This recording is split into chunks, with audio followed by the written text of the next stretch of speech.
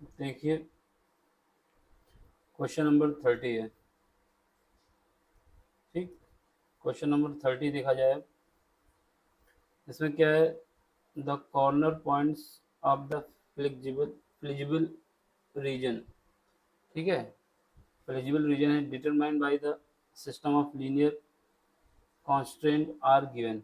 क्या है, ए की वैल्यू हमें, जो ए पॉइंट है हमारे पास 0,14 है, बी पॉइंट जो है 20,40 है, सी पॉइंट जो है 60,20 है, एंड डी पॉइंट आपको दिया गया है 60,0।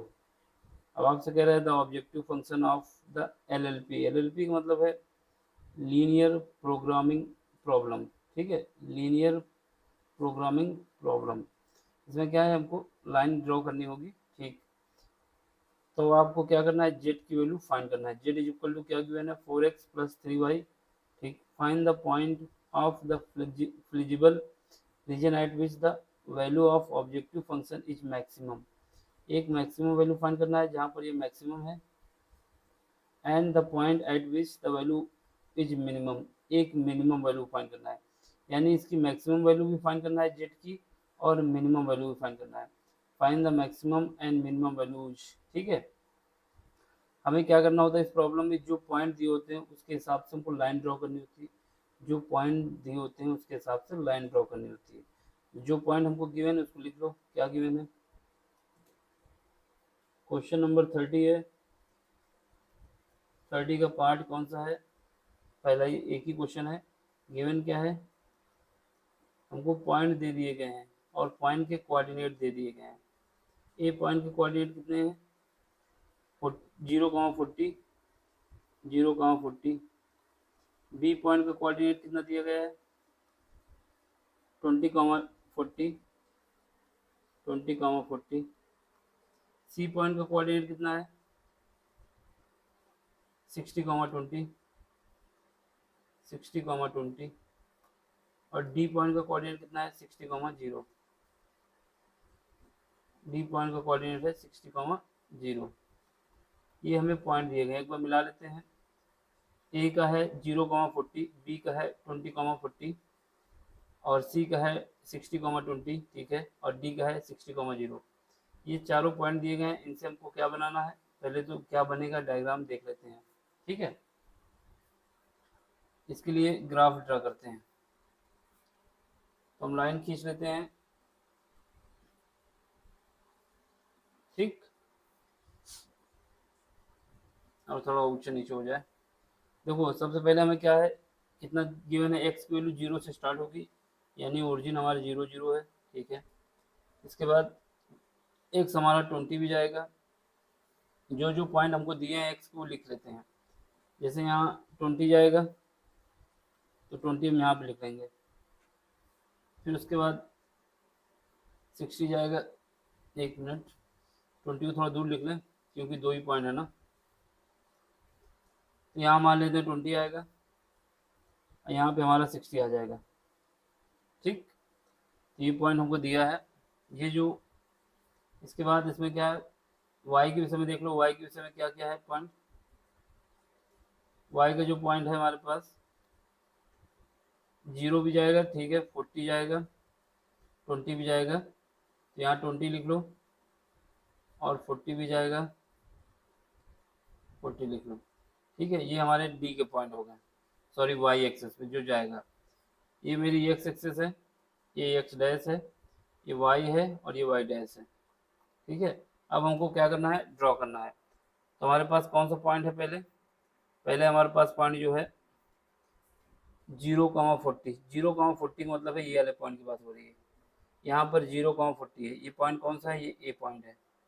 ठीक है, यहाँ पे इसके कोऑर्डिनेट क्या है, 0,40। ठीक, और इसके बाद बी का कोऑर्डिनेट क्या है, बी, बी में आएंगे तो कितना है, 40, यहाँ पे आ जाओ, ये बी का कोऑर्डिनेट है, ये बी है। बी के कोऑर्डिनेट कितने हैं, 20,40। इसके बाद सी की बात करो, सी में कितना है, 20,60। सी में आ जाते हैं। सी में हमारा कितना है 20, 60 ये रहा एक्स का और वाई का ये 20 रहा। तो ये पॉइंट ये जो हमारा सी है इसके क्या है 60, 20। अब डी की बात आती है। डी पॉइंट कहाँ पर है हमारा, डी पॉइंट हमारा यहाँ पे है। इसके कोऑर्डिनेट क्या है 60, 0 है। ठीक है, अब हमको इससे ड्रॉ कर देना है, मिला देना है। ठीक, जैसे हमको मिलाना हो ए से बी, ए से सी, सबको मिलाना है हमको। तो यहाँ पे क्या आएगा, इसको मिला लेते हैं, ए से बी, ए से बी मिलाएंगे तो ये लाइन बन जाएगी। ठीक है, ए से बी बना लिया। अब बी से सी जाओ, तो बी से सी जाएंगे तो दूसरी लाइन दूसरे कलर से ले लें। बी से सी हमारी ये लाइन हो गई। ठीक है, फिर उसके बाद सी से डी आ जाओ, सी से डी आ जाते हैं, सी से डी में ये हमारा डायग्राम हो गया। अब डी से हमको कहाँ जाना है, डी से हमको आना है ए पे। तो डी से ए पे आओगे तो कहाँ पे आएंगे, इसके लिए अलग कलर ले लें, ब्लैक ले लेते हैं। तो ये डी से ए में आ जाएंगे।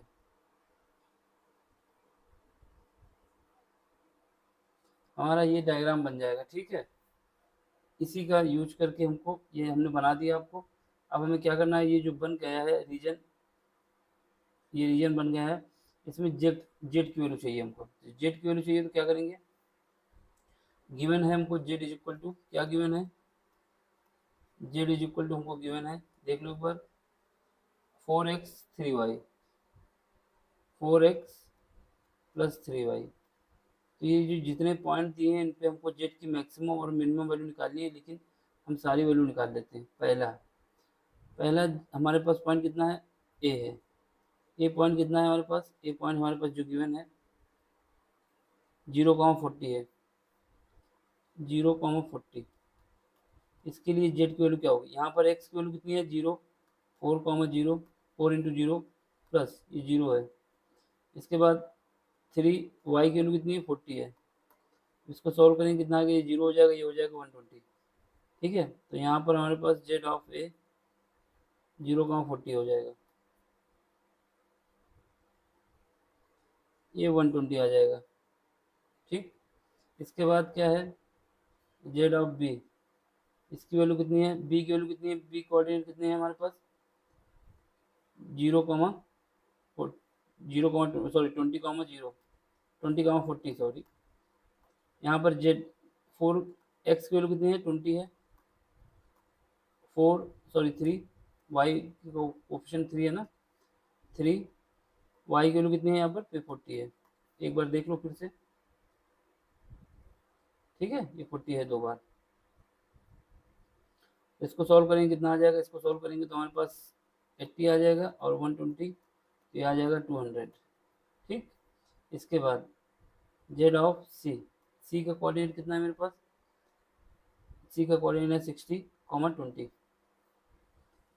20, इसके लिए निकाल दो। तो 4 का मल्टीप्लाई 60 से प्लस 3 का मल्टीप्लाई 20 से सॉल्व करेंगे, 24 प्लस 60 ये हो जाएगा 300। ठीक है, अब जेड ऑफ डी निकाल दो, डी कितना है, डी का कोऑर्डिनेट हमारे पास 60, 0, ये 60 है 0। तो यहाँ पे क्या आ जाएगा 4, 60 प्लस 3, 0, यहाँ पे हमारे पास आ जाएगा 240। अब इसने बोला है मैक्सिमम और मिनिमम वैल्यू चाहिए, तो मैक्सिमम वैल्यू कौन सी है देख लो, इन चारों में मैक्सिमम कौन सी है, चारों में मैक्सिमम ये है, जो ये वैल्यू निकली है ये मैक्सिमम है। तो एक मेरा ये आंसर हो जाएगा, मैक्स वैल्यू है। और इसके बाद चारों में मिनिमम कौन सी है, ये वाली वैल्यू है, कौन सी है, ग्रीन से लिख देते हैं इसको। ये जो वैल्यू निकल के आई है ये मिनिमम है, ये कितनी है 120 जो कि मिनिमम है।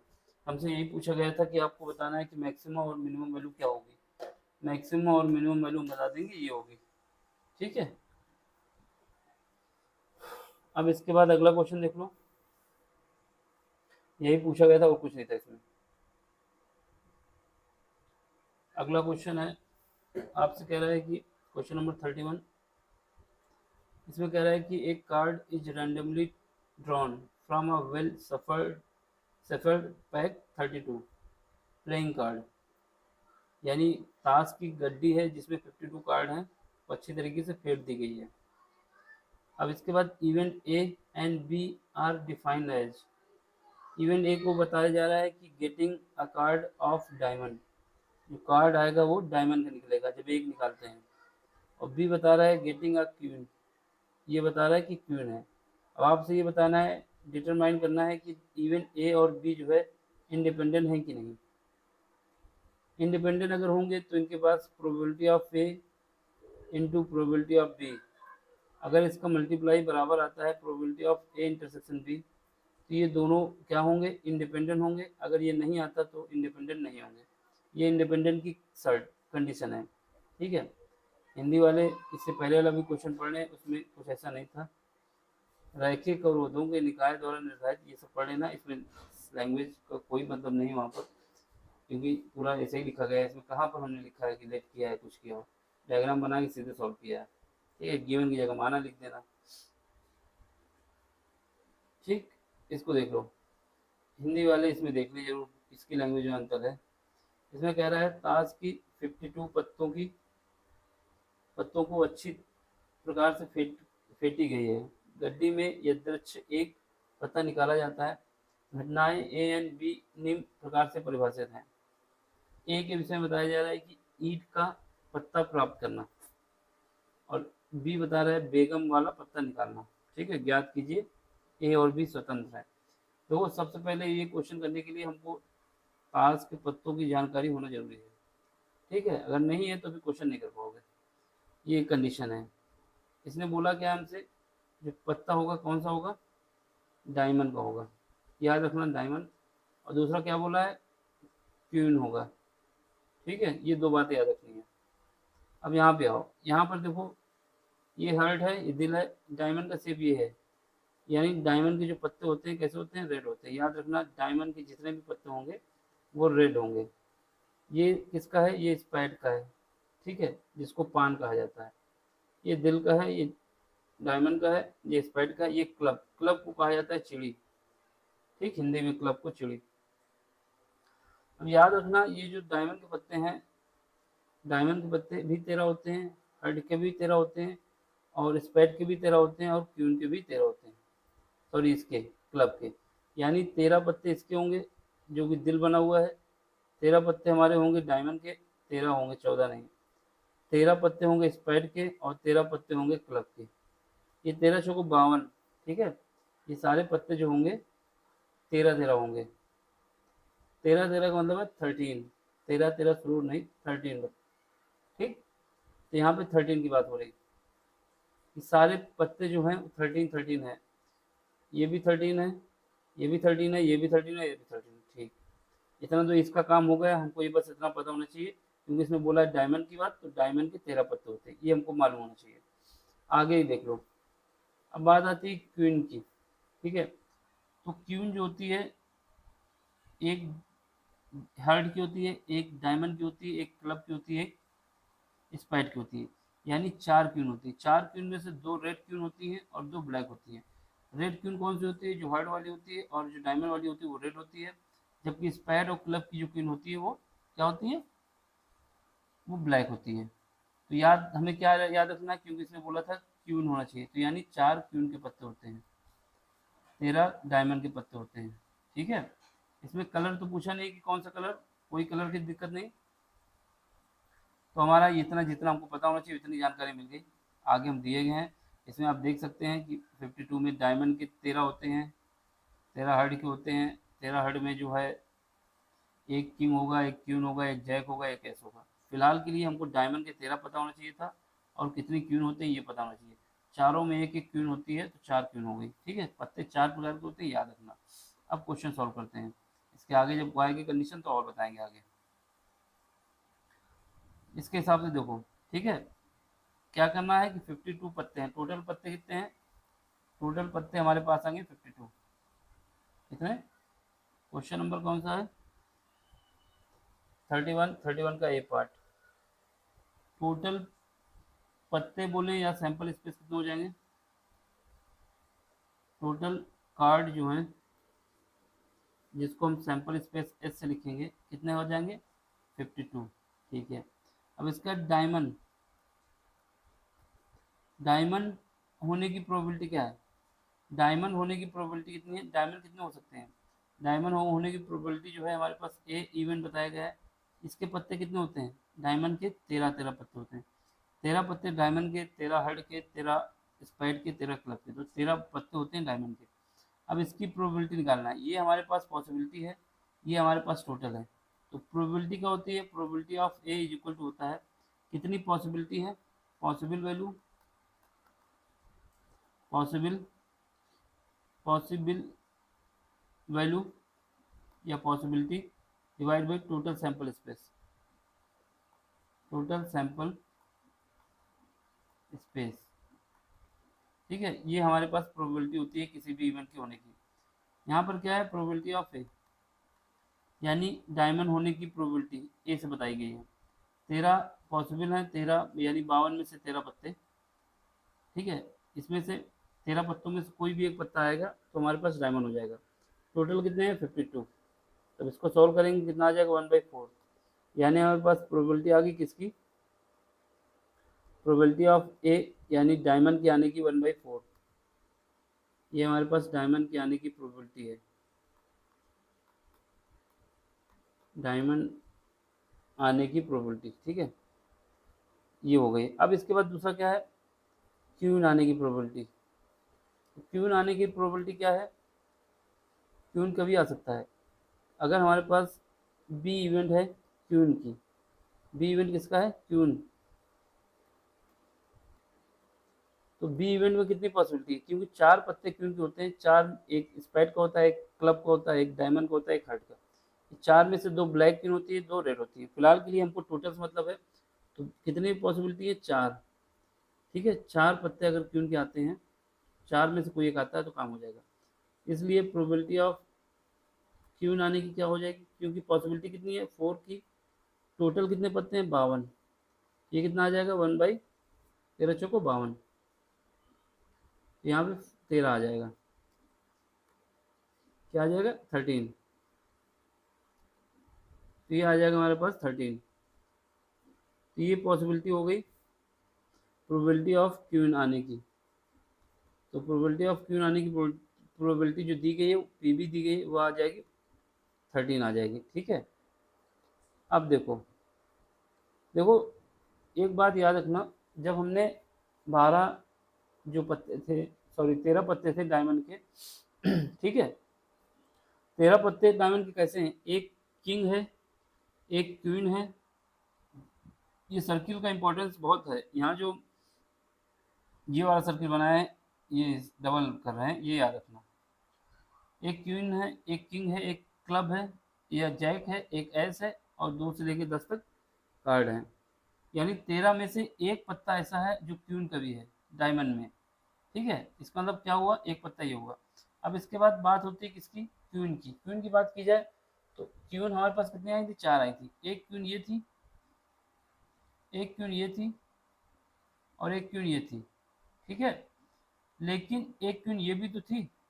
इसका मतलब क्या हुआ? ये वाली जो क्वीन है ये दोनों में कॉमन आ रही है, ये दोनों में कॉमन आ रही है। इसका मतलब क्या हुआ? जो हमारे पास ए इंटरसेक्शन बी है, ए इंटरसेक्शन बी इवेंट के जो है उसमें कितने पॉसिबिलिटी हैं? एक।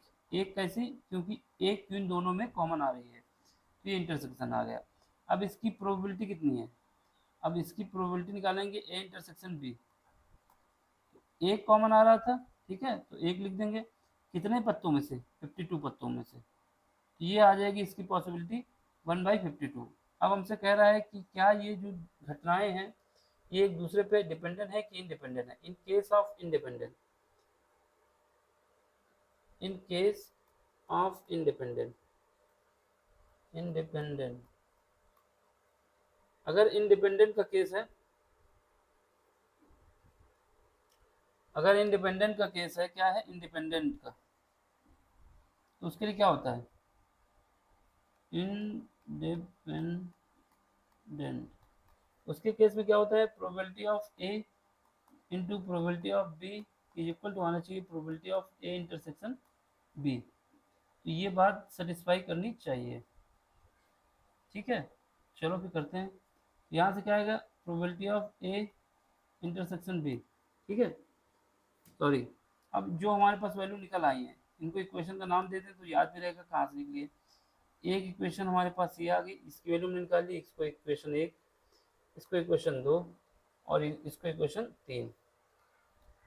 अब सारी वैल्यू इसमें पुट कर देंगे। तो ये कितना निकाला था, प्रोबेबिलिटी ऑफ ए आई थी 1/4, प्रोबेबिलिटी ऑफ ए कितनी आई थी 1/4, ये 1/4 हो जाएगा। और प्रोबेबिलिटी ऑफ बी कितना आई थी, प्रोबेबिलिटी ऑफ वन बी कितना आया था 1/13, और इनका इनका इंटरसेक्शन कितना आएगा 1/52। तो यहाँ से जब मल्टीप्लाई करेंगे तो 1/52 इज इक्वल टू 1/52। यहाँ पर क्या हुआ, LHS बराबर RHS, इसका मतलब ये दोनों एक दूसरे पे इंडिपेंडेंट है। That means it is independent, it is independent event, ठीक है। ये इंडिपेंडेंट इवेंट्स है, समझ गए, इतना ही इसमें था।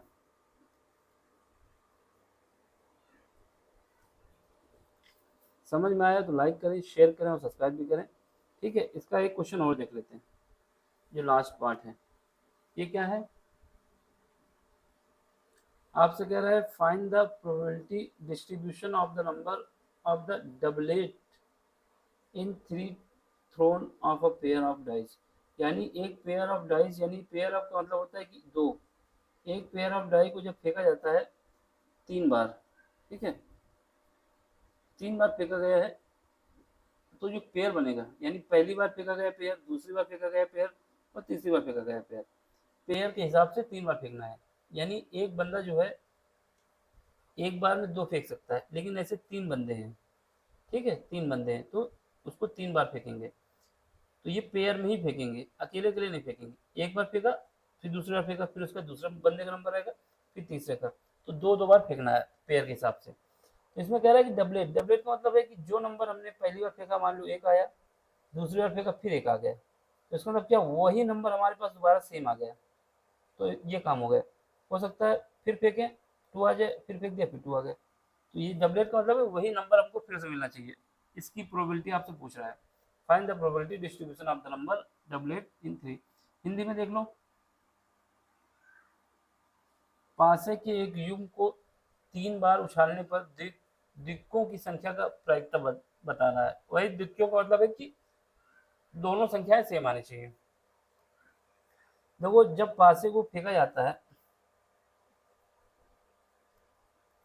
क्वेश्चन नंबर 31 का बी पार्ट है, पासे को जब फेंका जाएगा, ठीक है, अगर पासे को फेंका जाता है तो उसकी प्रोबेबिलिटी क्या होगी, पासे को हम फेंकते हैं तो पासे को 2 बार फेंकेंगे, पेयर के हिसाब से फेंकना है, तो क्या आएगा, total number of sample space कितने हो जाएंगे, total number of sample space हो जाएंगे 36, ठीक है। टोटल सैंपल स्पेस अगर निकालना है तो कितने आ जाएंगे 36। ऐसे आएंगे क्योंकि एक बार फेंकते हैं तो 6 आता है, फिर उसका फिर दोबारा फेंकेंगे फिर 6 आएगा, और जितनी बार फेंका जाता है उतनी पावर चढ़ा दी जाती है। एक बार पॉसिबिलिटी कितनी 6 आने की, अब इसको हमें 2 बार फेंकना है तो कितना आ जाएगा 6 की पावर 2, 6 की पावर 2 का मतलब टोटल नंबर 36। तो total sample space, total sample space कितना आ जाएगा 6 की पावर 2, क्योंकि पेयर में फेंका जा रहा है 36, ठीक है। तो यहाँ पे 36 आ गया। अब अगर आपको लगता है इसको बनाना चाहिए तो बना भी सकते हैं, एस के रूप में दिखा देंगे और हम बना देते हैं कि पहले नंबर पे 1 आ जाए, फिर उसके बाद 2 आ जाए, सॉरी पहले में 1 आया फिर भी 1 आ गया। एक कहानी ये हो सकती है, पहले में 1 फिर दूसरे में 2, फिर 1 फिर 3, फिर 1 फिर 4, फिर 1 आया फिर 5 आ गया, फिर 1 आया फिर 6 आ गया। तो ये पहले केस में हो गया, ठीक है। अब ऐसे ही दूसरा बना दो, पहले में 2 फिर 1, 2 1 2 3 2 4, है ना, ये पहले में फिक्स हो जाए और दूसरे में वेरी करता है 5 2 6, ठीक। इसके बाद तीसरा बना सकते हैं अगर बनाना चाहें, ऐसे बनाने की जरूरत नहीं है यहाँ पर क्योंकि हमको 36 आ गया, लेकिन आपको बता देना है 3 को फिक्स कर दो, वेरी करते रहो, 3 2 3 3 3 4 3 5 3 6, ठीक है।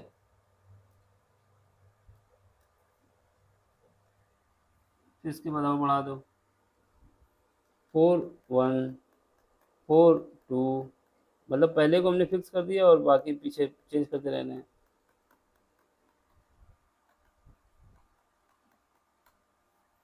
फिर इसके बाद देख लो,